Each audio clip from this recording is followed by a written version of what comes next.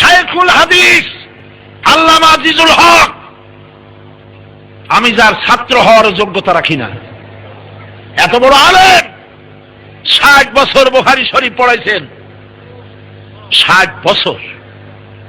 বেচারা সোজা হয়ে দাঁড়াইতে পারে না, হাঁটুতে ব্যথা, বুখারী পড়াইতে পড়াইতে বুড়া হয়ে গেছে। সেই আল্লামা আজিজুল হক রে খুনের আসামি বানাইছো তোমরা। শয়তানিও কথা বিশ্বাস করবে?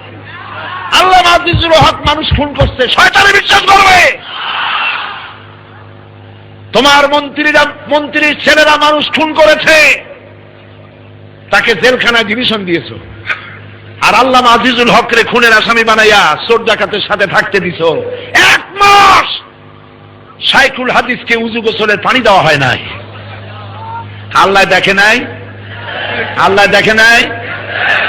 বিশ্বাস করো।